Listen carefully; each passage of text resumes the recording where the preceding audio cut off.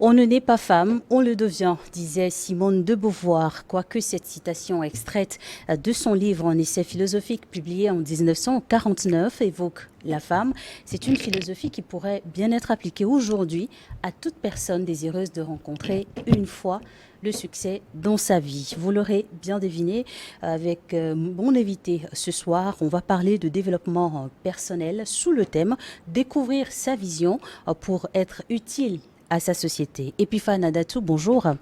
Bonjour Madame Charlotte, c'est tout un plaisir pour moi de passer encore à cette émission aujourd'hui, puisque nous allons parler de la vision. Je veux saluer la jeunesse africaine du monde entier et particulièrement avouer ma reconnaissance à New World TV qui, parce que nous voulons parler de la vision, a cette vision d'encourager les jeunes qui sont un peu éclairés à éclairer à leur tour la plupart des jeunes Africains qui sont toujours dans le ténèbre, je peux dire. C'est dans cette optique qu'il m'a été permis de passer ici à quelques instants pour partager un peu de mon savoir sur le développement personnel. Alors le sujet qui nous incombe aujourd'hui, c'est comment découvrir sa vision pour être utile à sa société. Merci Madame Charlotte. Et on va en parler en détail, mais d'abord permettez que je vous présente à nos téléspectateurs. Vous êtes président du CEPJAV, c'est une association et au sein de cette association, quelle est votre vision?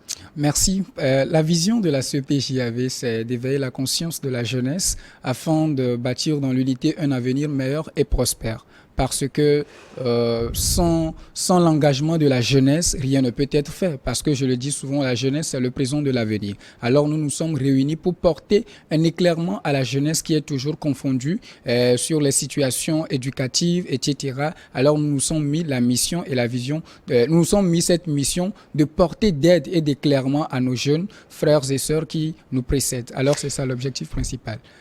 On l'aura bien compris, la jeunesse est votre cœur de cible. Quels sont vos moyens d'intervention et comment est-ce que vous parveniez à aider, à accompagner cette jeunesse à changer d'état d'esprit, si je peux le dire? Merci beaucoup. Tel que nous sommes ici actuellement en train de faire cette émission, le plus grand moyen d'intervention, c'est le mentorat à travers les blogs, les réseaux sociaux, les émissions telles que Annie World TV, etc.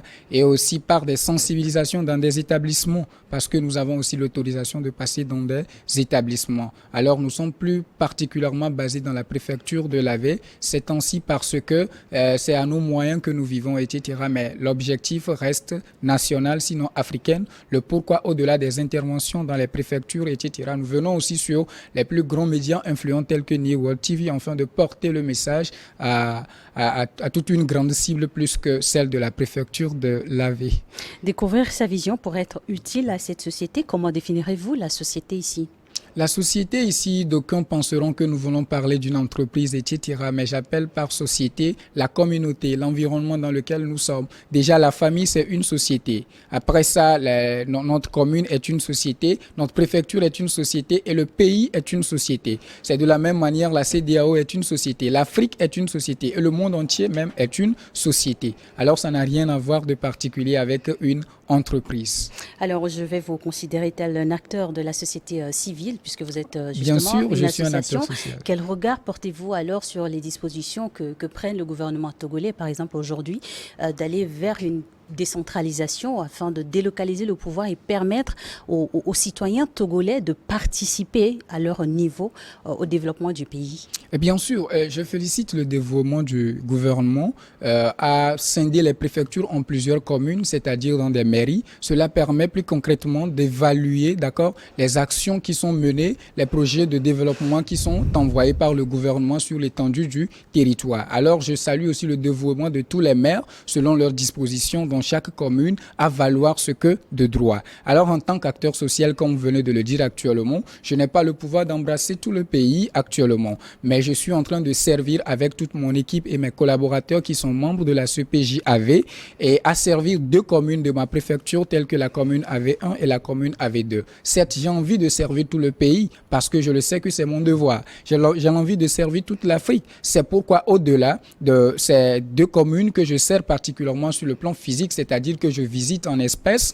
Je travaille aussi sur les médias tels que New World TV, afin de porter plus haut mes messages, d'accord, à toute la jeunesse. Et j'espère qu'à travers cela, le gouvernement et le ministère de la Jeunesse, avec ses appuis, peut-être nous verrons un jour, pour nous permettre d'amplifier nos différentes activités que nous faisons que nous voulons faire pour le territoire togolais et la jeunesse togolaise. Alors, vous parlez de jeunesse, vous parlez de servir votre pays. J'y vois là un sens de patriotisme. Ah oui. Aujourd'hui, on encourage beaucoup les jeunes à intégrer des programmes de volontariat, mais vous pensez que les jeunes sont toujours ouverts à cela?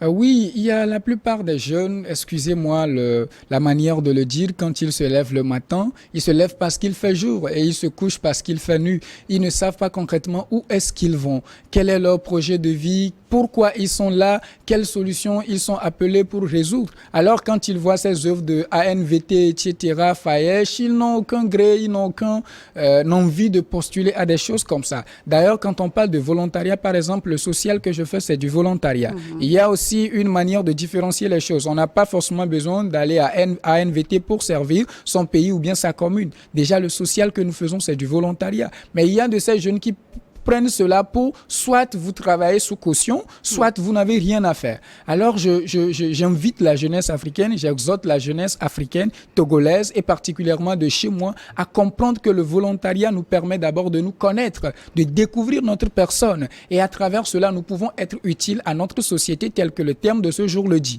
Alors, j'implore toute la jeunesse qui n'a pas encore conscience du volontariat de s'approcher de ces institutions afin de valoir ce qu'il faut pour non seulement servir son pays, mais essayer de se connaître. Servir soi-même pour servir soi-même, enfin d'être développer placé. son potentiel. Exactement. Réussir, c'est un mot aussi qui est sorti. Qu'est-ce que c'est pour vous, réussir? Oui. C'est quoi la réussite dans la vie? Voilà, vous allez me permettre de dire qu'il y a deux types de classes sociales dans la vie, que ce soit au Togo, en France, aux États-Unis, etc. Moi, je dirais 3. 3, d'accord, je vais donner mes 2 et après vous allez compléter s'il vaut la peine. Alors je dirais qu'il y a de ces jeunes qui, les parents ont tout, les grands frères ont tout, les aînés ont tout et quand ils se lèvent, tout ce qu'ils demandent, on peut leur faire. Ils ont suffisamment de l'argent, ils n'ont aucun problème. Il y a aussi de ces jeunes dont les parents sont pauvres, ils ont de belles ambitions, ils veulent évoluer, ils veulent faire des grandioses choses, mais ils n'ont pas aussi de moyens. Ils n'ont personne pour leur faire poser les premiers pas, ne serait-ce avant qu'on le laisse. Mais vous savez, en matière de réussite, ça n'a rien à voir avec les deux situations que je viens d'évoquer. La richesse n'est pas forcément, être riche ne veut pas forcément dire qu'on a réussi. Et être pauvre... Alors vous parlez de richesse ici en termes d'argent. Oui, c'est-à-dire avoir assez d'argent, des immeubles, etc., des jets privés, ne veut pas dire qu'on a réussi. Et en plus, être pauvre n'est pas forcément dire qu'on manque de l'argent. La réussite, après tout, c'est d'avoir découvert ce que nous avons en nous. Enfin, de le porter utile à la société dans laquelle nous sommes. Parce que je dis souvent, si nous sommes 7 milliards de population, plus de 7 milliards d'ailleurs dans le monde entier. Dans le monde. Dans le monde entier. Près de 7 millions au Togo. Près de 7 millions au Togo, c'est parce qu'il y a plus de 7 millions de problèmes ici au Togo. Alors Dieu, en envoyant chacun dans ce pays, le Togo, c'est bien sûr qu'il y a un problème particulier pour lequel on a mis une solution en toi. Alors toi, tu es parti pour aller, d'accord, exécuter cette solution et cette résolution que tu as toi pour parvenir, d'accord, à ce problème. Mais du moment où tu n'arrives pas à découvrir ta personne, ce qu'il y a en toi pour pouvoir convenir à cette modalité, vous avez simplement échoué. Ça n'a rien à voir avec de l'argent. Et qu'est-ce qui, parfois, déroute les jeunes? Pourquoi les jeunes auraient-ils des difficultés à découvrir leur vision de vie? Oui, comment et pourquoi les jeunes ont des difficultés à découvrir leur vision? C'est simple. La découverte de la vision, c'est toute une science qu'on ne peut pas essayer de développer ici tout à l'heure. Le temps qui nous est donné est très peu, mais je pense que cette petite expérience va permettre à beaucoup de jeunes de se caractériser. D'abord, c'est quoi la vision? La vision, il y a deux manières de le définir. Et pour un particulier, un indépendant comme moi, il y a une manière de le définir. Et pour un chef d'équipe aussi, il y a une manière de le définir. Pour un particulier, la vision, c'est la projection par anticipation, d'accord, dans un futur certain. La projection par anticipation dans un futur certain. Maintenant, supposons, je donne un exemple. Supposons que je vais devenir un directeur de médias, parce que nous sommes sur un média, un directeur de médias dans 10 ans.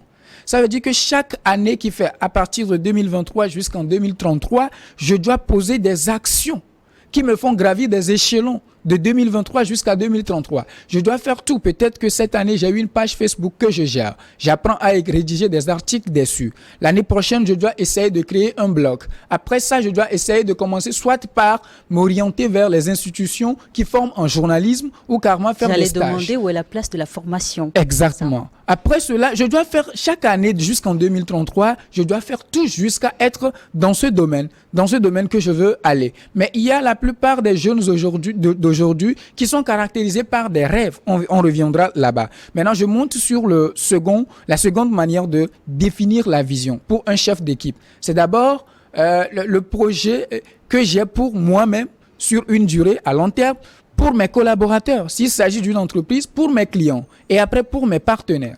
Tout à l'heure, vous venez de me poser une question sur le gouvernement. Prenons le cas du président de la République, son Excellence, M. Faure Gnassingbé, qui avait déjà donné un programme d'avoir 1 milliard de plants qui sont plantés sur le territoire togolais d'ici 2030. La campagne de reboisement, oui. Voilà, la campagne de reboisement, autant pour moi. Mais là, pour le moment, ce n'est qu'un rêve. Mais ça devient une vision. Oui, c'est-à-dire le jour où il a déclaré cela, ce n'était qu'un rêve. Mais ça devient une vision du moment où la population est consciente et commence par mettre en application, à protéger les plants qui sont tout autour de nous, à éviter de déboiser, à chercher, à ne pas attendre forcément le 1er juin pour planter, mais essayer, d'accord, de sauvegarder les plantes, les arbres dans nos différentes contrées tous les jours. C'est à cela que nous pouvons parvenir à réaliser la vision du chef de l'État. Il ne peut pas lui seul essayer de planter 1 milliard de plants. Vous comprenez un peu? Alors la vision n'est pas seulement particulière, mais aussi communautaire. Alors si la jeunesse n'arrive pas à découvrir la vision, pour découvrir sa vision, il faut d'abord partir sur soi-même. Alors les difficultés que la jeunesse a, c'est qu'ils n'arrivent d'abord pas à comprendre l'éthique de la vision, son importance.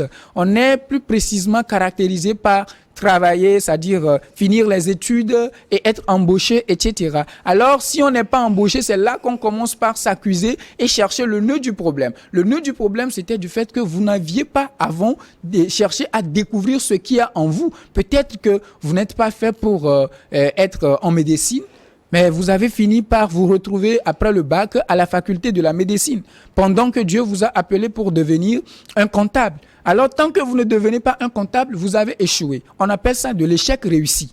C'est-à-dire que tu as fini par devenir un grand homme dans un domaine, certes, mais ce n'est pas ce que Dieu a mis en toi. Peut-être que tu as une science à développer en médecine pour servir la jeunesse africaine, pour servir l'Afrique et le monde entier, pourquoi pas. Mais tu as préféré devenir un enseignant, en droit par exemple, parce que tu as le potentiel de faire tout cela. Alors, tout commence par un rêve ou le vœu de devenir quelqu'un dans la vie.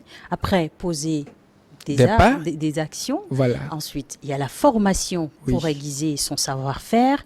Et après, est-ce que l'environnement est toujours favorable pour les uns et les autres d'éclore leur potentiel? Oui, l'environnement n'est pas toujours favorable. Il faut qu'on reconnaisse cela parce que la plupart du temps, quand je fais mes émissions, après, il y a des amis qui me bombardent partout et là, des questions, etc. Je sais que nous avons des réalités que nous vivons. Mais il faut dire que d'abord, c'est la volonté. Et il faut écrire. Dans son livre « La 4e dimension » de Paul Yonggi-Cho, il a déterminé la manière dont il faut procéder. Vous savez, comment? La pauvreté n'a rien à voir avec un homme qui est avec sa vision. Quand vous avez une vision bien claire, la pauvreté ne peut jamais vous empêcher. La preuve, je ne suis pas issu d'une famille aussi riche, mais j'ai opté travailler avec New World TV cette année pour éclairer la jeunesse africaine. Mais je n'ai pas besoin, d'accord, d'être un milliardaire pour venir demander des émissions ici-bas. Il faut quand même poser des pas. Tout à l'heure, vous m'avez posé des questions sur l'ANVT. Peut-être tu vas à l'ANVT. Je vous donne un exemple très clair. Avant que je ne commence par être à New World TV ici, c'est à travers une émission qu'on a faite quelque part. La personne m'a vu, il a dit, bon, à quoi tu t'intéresses réellement? On a parlé, il m'a dit d'accord. En 2021, il m'a dit, je vais t'inviter sur New World TV, tu vas nous prouver ce que tu as. J'étais venu ici, un 26 janvier 2021. J'ai fait ma première émission. C'est là, Un autre journaliste va me voir. Apparemment, dans mes interventions, j'ai parlé beaucoup du football. Il m'a dit, vous vous intéressez au football? J'ai dit oui, c'était même mon domaine dans lequel j'étais plus précisément au lycée parce que j'ai fait le journalisme au-delà de la série scientifique que je faisais. Il m'a appelé et on a commencé des émissions sportives. C'est vers la fin de 2022, je lui ai dit, j'ai encore un autre projet que je veux piloter. Il a dit sans problème. J'ai porté ça et il a vu, il a dit c'est bon. Alors nous sommes là, nous faisons des émissions qui permettent d'éclore tout ce que nous faisons sur le terrain et qui n'est pas forcément vu. Vous comprenez un peu que ça n'a pas besoin d'argent. Il faut d'abord être respectueux et toujours être... Alors justement, j'allais vous poser la question, quelles sont les valeurs? Les valeurs, oui. peuvent, Il faut l'honnêteté, le respect et le sacrifice. La jeunesse d'aujourd'hui ne veut plus servir. Il faut servir pour être servi. Vous comprenez un peu? Oui, allez-y. Ok, Moi, il faut servir... Mais si vous voulez détailler pour nos téléspectateurs. Merci beaucoup. Il faut servir pour être servi. C'est un autre thème que je viens de mettre dedans. Il n'y a pas de problème, on va en parler. La jeunesse d'aujourd'hui se croit autoritaire, suffisant. Ils ne veulent pas se baisser pour gagner. On n'a pas forcément besoin de gagner. Si vous voulez dire l'humilité. L'humilité, bien sûr. Alors, nous sommes dans un contexte particulier. Exactement. En Afrique, ici, où on rencontre beaucoup de gens qui sont diplômés, qui vous diront que j'ai fait des demandes d'emploi, j'ai fait des dépôts de demandes d'emploi, et à chaque fois, je n'ai pas de retour positif. Est-ce que eux, vous leur direz qu'ils sont voués à l'échec? Non, ils ne sont pas voués à l'échec. Il faut le reconnaître quand même. C'est vrai que il faut se découvrir, mais aussi la personne peut se découvrir et évoluer dans son domaine et après chômer, comme vous le dites. Ça veut dire que la personne manque de créativité. Et comment préparez-vous en tant que, je ne sais pas si peut-être être coach, comment préparez-vous les jeunes justement à avoir cet esprit de flexibilité et de pouvoir facilement faire le choix de se réorienter quand un chemin déjà emprunté n'amène pas au résultat escompté? Voilà, tout à l'heure, je viens de parler de l'orientation. Et l'orientation, ça commence par le bas âge. Il ne faut pas attendre quelqu'un qui a le bac. L'éducation à la maison? L'éducation à la maison, bien sûr. Il faut commencer par inculquer les réalités de votre environnement, du pays, je veux dire, à ces jeunes depuis l'enfance. Vous savez, la plupart des jeunes dont vous parlez qui finissent et puis se cherchent, ils ne se retrouvent plus, c'est parce que peut-être on les a inculqués, d'accord, un seul directive à suivre. C'est-à-dire, tu finis le BPC, tu vas au lycée, après le lycée, le bac, tu vas à l'université. Après l'université, tu trouves un stage, après le stage, tu fais le travail. Vous comprenez un peu. Alors, le schéma est déjà écrit par les parents. Au même moment, vous verrez peut-être des fils des entrepreneurs, des grandes personnes qui aussi orientent leurs enfants d'une autre manière. Alors, il faut chercher à orienter l'enfant depuis le bas âge. Ça, j'en parle toujours. Maintenant, c'est dans l'orientation qu'il faut parler de la personne, de la découverte de sa personne, de la programmation neurolinguistique et plein d'autres choses qui entourent. Vous comprenez un peu. Aujourd'hui, nous sommes particulièrement là pour la découverte de sa vision. On va être dans ce bain. Avec les jours prochains, on parlera d'autres thèmes très importants. Et qui peut-on déclarer d'avoir réussi sa vie? Oui, a réussi sa vie, celui qui a pu découvrir le génie qu'il y a en lui et qui l'a manifesté pour servir à sa société. Et a échoué sa vie? Et a échoué sa vie, celui qui peut-être est caractérisé par l'échec réussi. C'est-à-dire qu'il a de l'argent, il a tout, il gagne ce qu'il a fait, c'est-à-dire ce qu'il a étudié, mais il ne fait pas ce qu'il y a en lui. Ça, c'est une part. D'autre part, tu as carrément échoué quand tu souffres dans la société dans laquelle tu es parce que tu ne retrouves pas la valeur de ce que tu as étudié. Alors, pour réussir, il faut simplement chercher à se connaître et dès le bas âge, parce que ça devient difficile quand tu évolues et tu es suspendu à plusieurs réalités ou bien tu découvres beaucoup de choses. C'est difficile de revenir en arrière par peut-être orgueil. Quelqu'un qui a la maîtrise en quelque chose ou bien la licence, le master, il finit par se découvrir, il comprend que je n'ai rien à voir avec cela. Peut-être qu'il faut maintenant revenir carrément en arrière. Avec son diplôme, son niveau, il va dire, bon, je ne peux plus faire cela moi, je ne peux plus revenir faire cela moi. Et ça induit en erreur la plupart des gens. Mais vous allez constater qu'il y a aussi des gens par étonnement, vous allez le voir malgré leur niveau, ils font certaines choses et à petits coups, vous allez voir qu'ils évoluent et puis ils explosent. C'est comme ça que la jeunesse africaine doit réellement faire. Alors, je voudrais inviter cette jeunesse africaine, peu importe notre diplôme, si nous sentons que le chemin que nous avons pris ne nous mène pas vraiment à bon port, peu importe le niveau auquel nous sommes actuellement, essayons de nous abaisser, essayons de nous humilier et revenons en arrière pour poser les pas qu'il faut, parce qu'il faut bien se poser les pas pour pouvoir s'envoler. Vous avez parlé de vision, vous avez parlé de rêve. Quelle différence faites-vous? D'accord, merci. Le rêve, c'est une représentation plus ou moins idéale, d'accord, ou comique d'un désir à réaliser. Le rêve, c'est une représentation plus ou moins idéale ou comique d'un désir à réaliser. Là, il y a deux expressions. Une représentation plus ou moins idéale, c'est-à-dire quelque chose qui n'est pas clair, un sujet tabou. Je donne un exemple. Alors là, moi aussi, je veux aller à Dubaï. Quand tu vois les gens, ils vont à Dubaï, tu veux aller. Et quand tu vois, permettez-moi de vous poser une question. Si on prend la jeunesse du Nigeria, combien de jeunes ne veulent pas devenir Dangote? Quand on prend M. Djando du Togo, le président directeur de EcoBank, combien de jeunes qui sont particulièrement en comptabilité, c'est-à-dire à l'université, qui ne veulent pas devenir ces gens de personnes? Là, c'est un rêve. Vous comprenez un peu? Là, c'est un rêve parce que ils sont dans une représentation, ils n'ont pas de vision claire, ils n'ont pas, c'est-à-dire créer le nombre d'années, ils n'ont pas un planning, je veux dire. Ils ne savent pas en quelle année je peux devenir ceci. Bon, pour parvenir à Dangote, pour parvenir à Kofi Djando, pour parvenir à ces personnes, quels sont les pas que je dois poser tous les années? Si tu leur demandes qu'appelle ton plan d'activité annuel, ils n'ont pas connaissance de ça. Qu'appelle ton bilan annuel, ils n'ont pas connaissance de ça. Alors qu'il faut faire son bilan annuel à partir du plan d'activité. L'année vient de commencer, il y a de cela 3 mois. Combien de jeunes ont fait un planning pour cette année? C'est à partir de cela qu'ils peuvent faire un bilan en fin d'année. Mais s'ils n'ont pas de bilan, c'est parce qu'ils n'avaient pas de plan d'activité. Alors, ils vont là où le vent leur mène. Et après, ils seront surpris. Alors, il ne faut pas qu'ils se condamnent ou bien condamnent qui que ce soit après quand tout va mal. La planification et la préparation sont les moyens pour atteindre sa vision de vie, si je vous comprends très bien. Alors, quelle est la différence?